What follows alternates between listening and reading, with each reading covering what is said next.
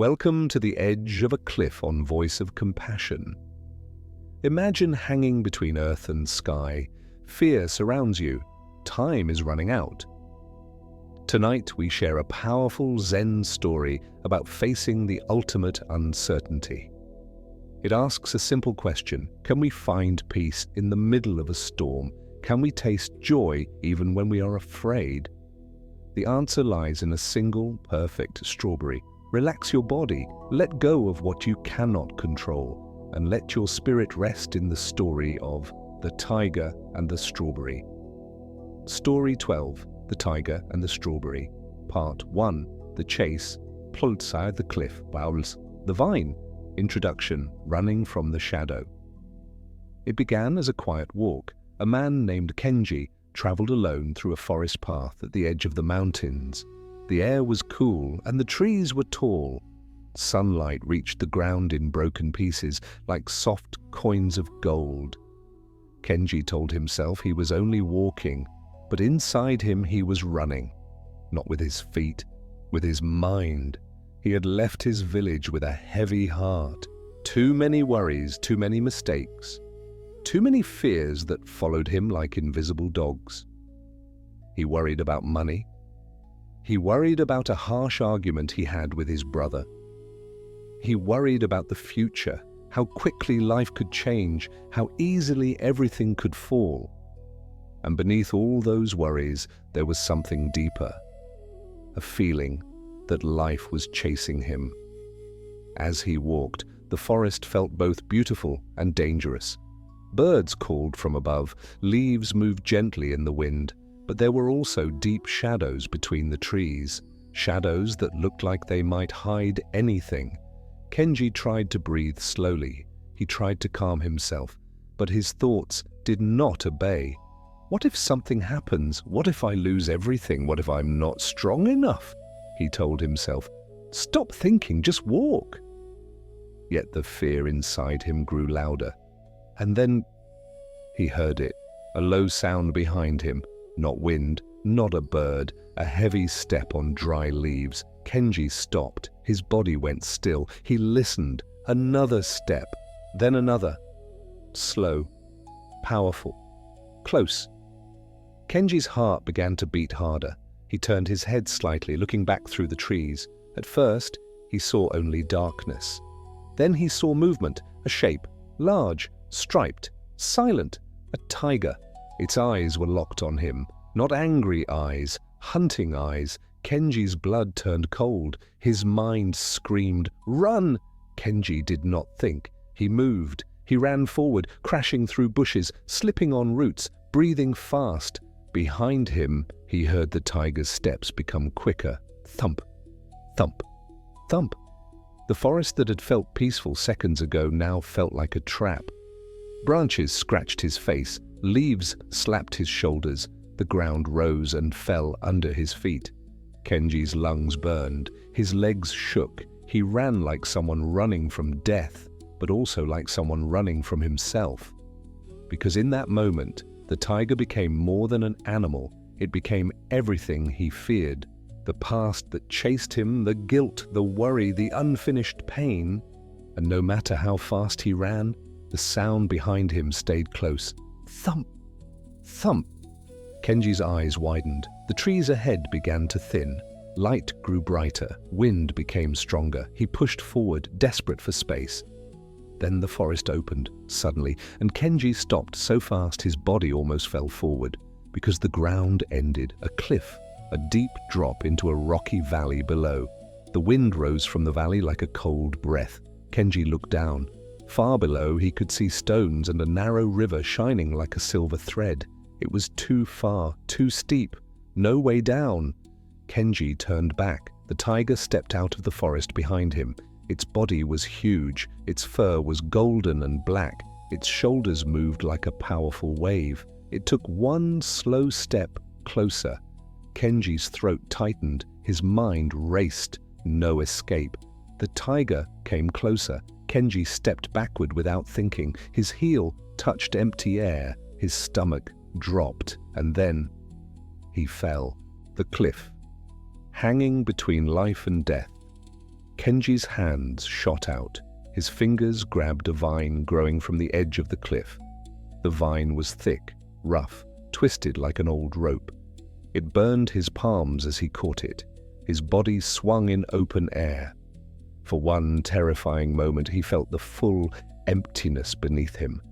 Wind rushed past his face. His stomach turned. His heart hammered like a drum. The vine creaked.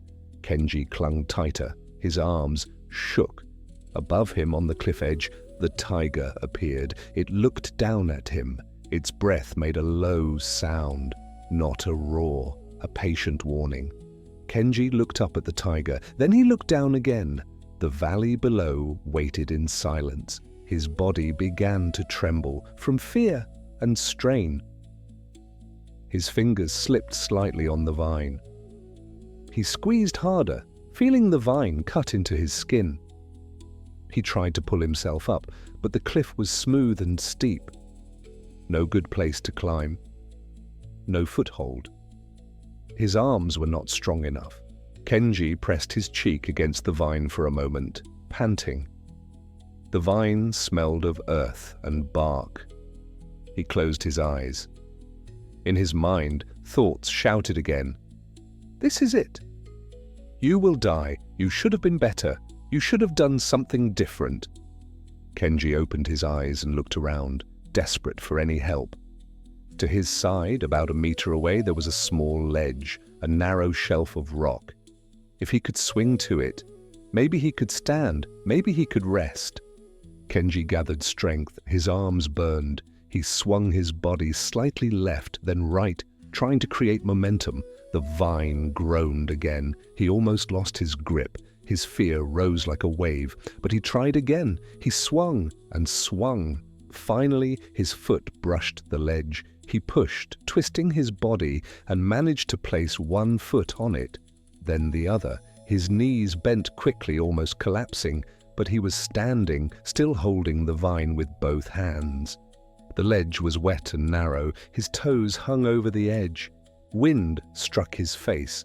Kenji leaned into the cliff, breathing hard, sweat cold on his skin. Above him, the tiger still waited. Kenji could not see it directly now, but he could feel it, like a shadow. He looked down again. The drop below was still endless. Then he noticed something. At the bottom of the vine, below the ledge, the vine continued downward.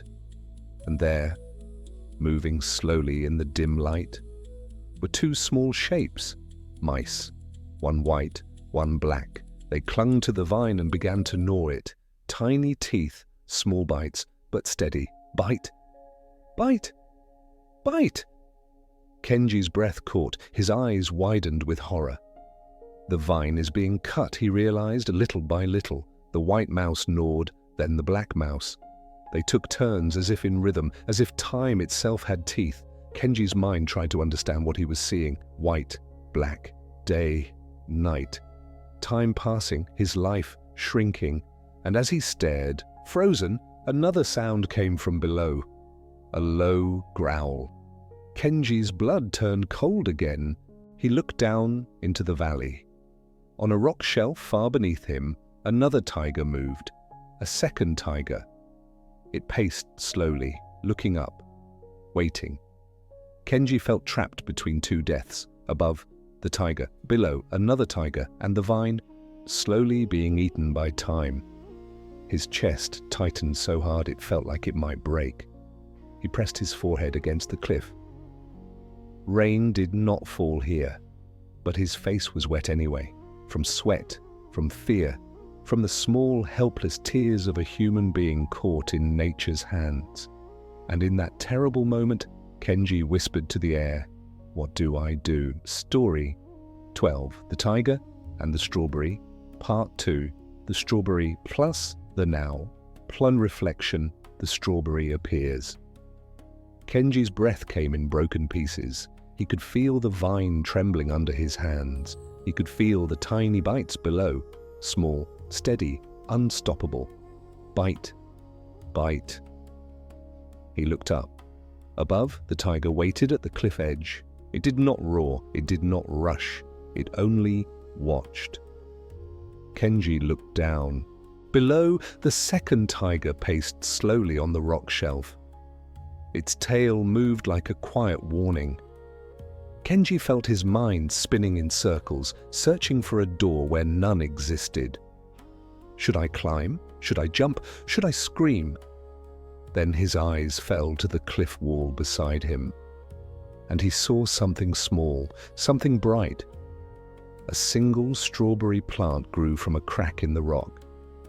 It was almost impossible. How could something so delicate live on bare stone? The leaves were green and fresh, trembling slightly in the wind, and there, hanging from the plant like a tiny lantern, was one ripe strawberry. Red. So red it looked like a drop of sunset caught in the world. Kenji blinked. For a moment he thought his fear was making him imagine it. But it was real. The strawberry sat quietly, perfect in shape, a small heart of fruit, shining with a soft, wet glow. Kenji stared at it as if time had slowed. The tigers were still there. The vine was still being gnawed. The wind still moved. But the strawberry pulled his attention like a gentle hand. The world narrowed to that single point of color. Kenji's breathing changed. It became quieter, slower. His eyes traced the strawberry's skin. Tiny seeds dotted its surface like small, golden stars. A thin line of moisture clung to it, sparkling in the moonless light. Its smell reached him faintly, sweet, green, alive. Kenji swallowed. He could almost taste it already. A strange thought rose in him. I am still here. Even now, even in fear, even on the edge, I am still alive. Kenji's hand tightened on the vine. The other hand, shaking, slowly reached toward the strawberry. The cliff felt cold under his fingers. The air felt sharp. He reached carefully, afraid to lose balance. His fingertips touched the strawberry. It was softer than he expected. Warm, even in the mountain air. Kenji held it gently and pulled. The strawberry came free with a tiny snap. He held it close to his face. For a moment he forgot everything else. The tigers, the cliff, the vine, all became distant, like sounds from another life. There was only the strawberry in his hand, a simple gift of the earth. Kenji's lips parted. He raised the strawberry slowly, as if it was sacred. He noticed the way it caught the light, the way it seemed to glow against the grey stone, the way it smelled like summer, even here. Then he took a bite. The climax, the sweetness of now, the taste exploded gently across his tongue, sweet, bright, fresh. It was not a loud sweetness, it was a pure sweetness, clean, honest, alive. Juice filled his mouth. For one perfect second, his mind stopped.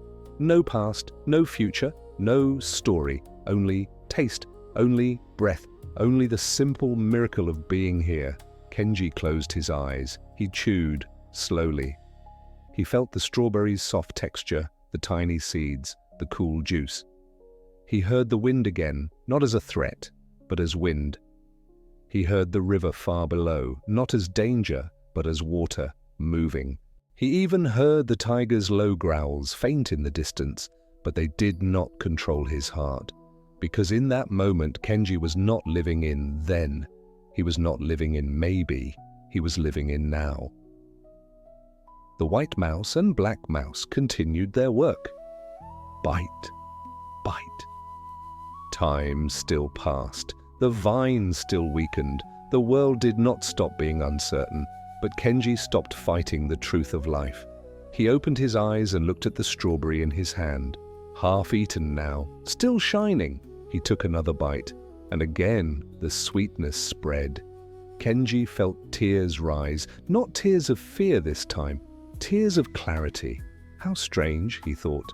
In the face of death, life is still sweet, not because danger is beautiful, not because pain is good, but because the present moment is alive. And the present moment is the only place where life can actually be touched. Kenji finished the strawberry. He licked the last bit of juice from his thumb. He breathed in, he breathed out. His grip on the vine loosened slightly, not because he gave up, but because he stopped clenching against what he could not control. His mind became quiet, and in that quiet the cliff did not feel like punishment. It felt like truth. Life hangs by a thread, always, not only on a cliff, even in a warm bed, even in a safe home, even in a normal day. We are always between past and future, and yet we are rarely here. We run from the tiger behind us. We fear the tiger ahead. We forget the strawberry beside us. Kenji looked up at the cliff edge. The tiger was still there.